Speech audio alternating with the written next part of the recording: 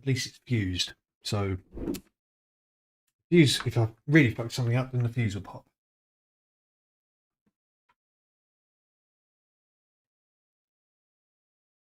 I don't know if there's going to be some kind of visible indicator that that this works, but let's just turn it on and see what happens.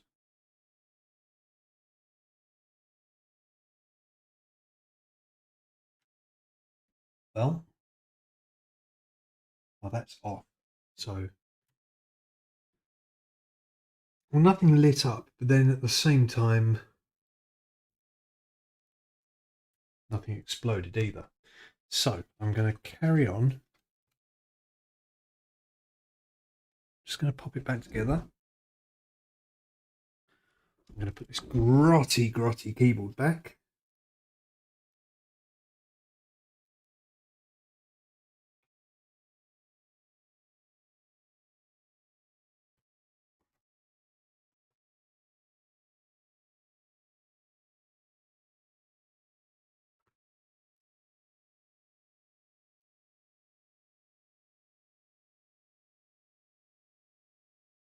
Still no explosion, still no pop, but also still no sign of life either.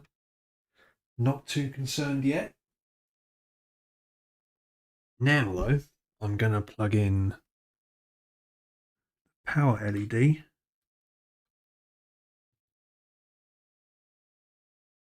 I think goes up that way. Just going to rest that there. Do that. You can't see this, but the power LED is on.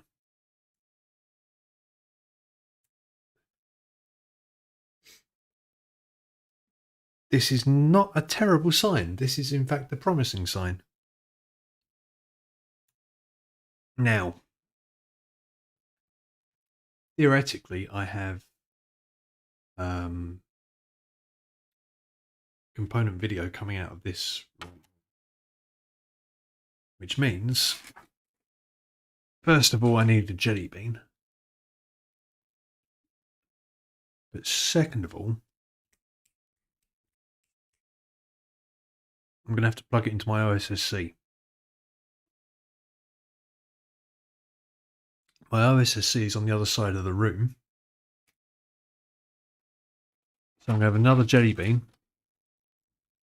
I'm going to leave 2 in the bag.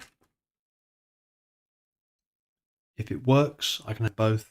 If it fails, I can have one and I can go to bed and have another one in the morning. I need to get that plugged into that over there. Let me figure out a way to do this. I'm going to take this with me.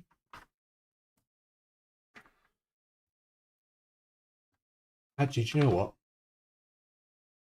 Even if this doesn't work, I'm not going to be diagnosing it tonight. So, I am going to pretend I'm going to be optimistic. I'm going to put all the screws back. I'm going to button it up. And I'm going to feel good about this and it's going to work. Screwdriver. So yeah, I'm going to behave as if this is going to work perfectly. And then that means that when I'm done, we can have our victory jelly beans. And I can go to bed with a, hold on, let's not put the long screws in. Let's focus on what we're doing just a little bit more. I can go to bed with a C64C. That has got a beautiful video output. And of course, if it doesn't work, well, that's sheer fucking hubris, isn't it? And I will regret my my presumption that I have not fucked this up.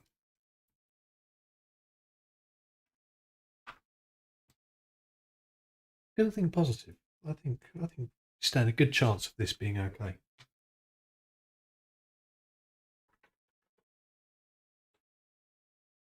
I mean, it's by no means a given.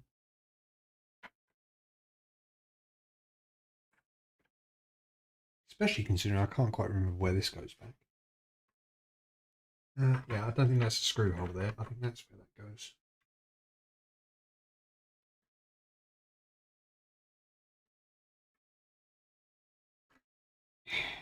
So magnetic. Wasn't nearly magnetic enough before, but now it's super magnetic. Oh, get in there, you fuck. Go on. There we go.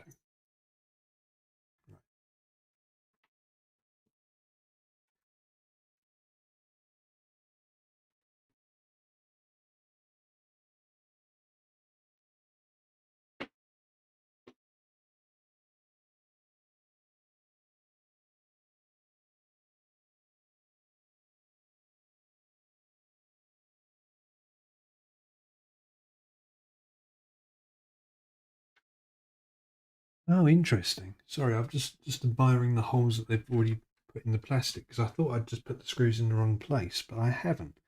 They've they've made holes for these as well, so those holes are the correct holes. I get you. So, the C64 had two different kinds of board. One was the long board, which comes out further, and this is a short board. That is all the internal screws. Yep, I've got 2 for the keyboard to go, and 3 for the external case. You just bend that pin back.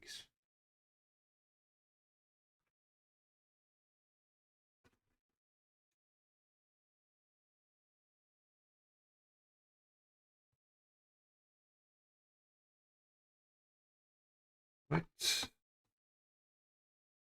That goes there, and that should line up to a hole, and that should line up to a hole. And they both do.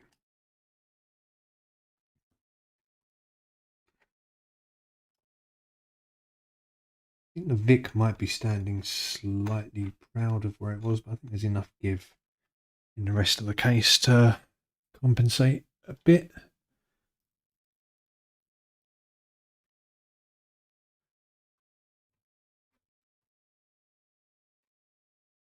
One keyboard screw. And 2 keyboard screws.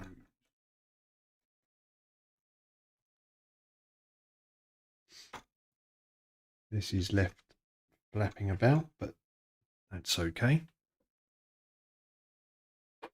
Put the lid on. Got to line up these stupid, excuse me, these stupid plastic tabs. Oh God, this thing really is quite dusty. Plug the power LED back in. Got that in the right place. Yep. Line up these fucking things. Slide it down.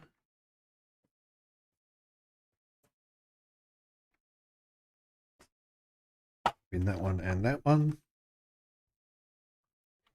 Beautiful.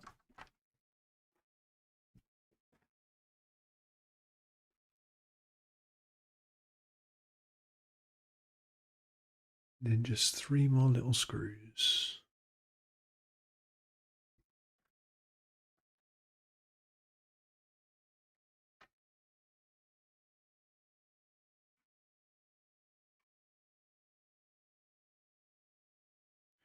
One there.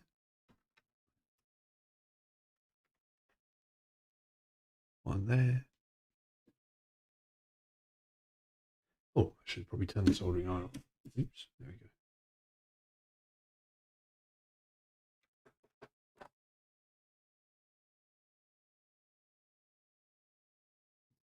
Okay, before I run over to the OSSC and plug her in, I'm just going to plug the power back into this and make sure that we're not dead. Oh, I've unplugged it, haven't I? Knob. Knob, knob, knob.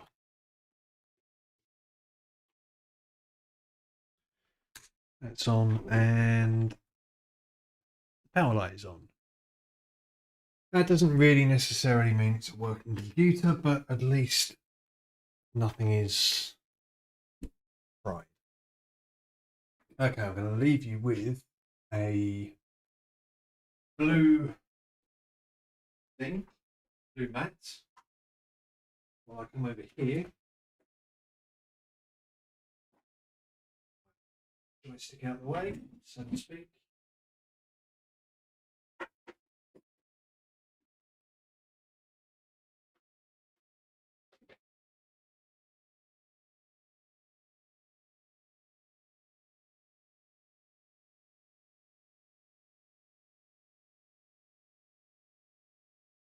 I would bring you over, but the cable's not long enough, so bear with.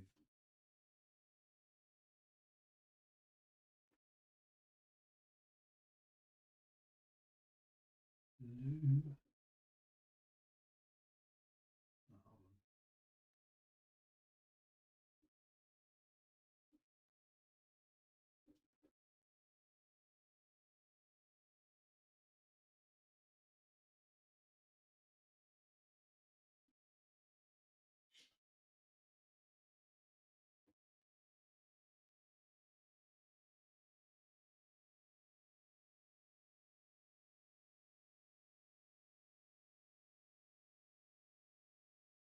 Right, got something very promising to report. Plugged into the OSSC. The OSSC is detecting a picture. So it's telling me that there's a signal there with the right frame rate and everything like that. Now, what I can do is I can switch to this. Look at that. It has only bloody worked. Ah, how nice that picture is. Oh, that's really good. Oh, that's a relief. I really thought I had fucked that up. Genuinely did. But looking at that ground plane and the struggle that was, I really thought that was going to be a problem. Oops. No, I didn't want to do that. I want to do. What do I want to do? OSSC plus cam. There we go. Right. So let me just. The colours are a little bit off, but the palette is actually editable on this on that board that I fitted. So you know what? Oh, there were 3 left. I'm going to have all 3.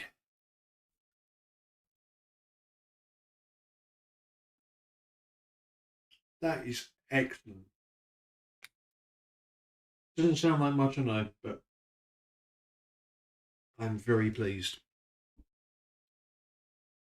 And so what I'm going to do.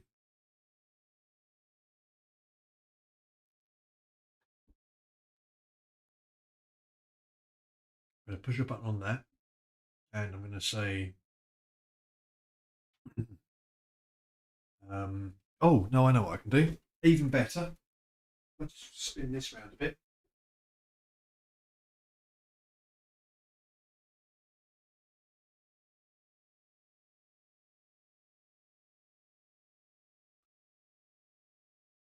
Oh, that did not do what I thought that was going to do.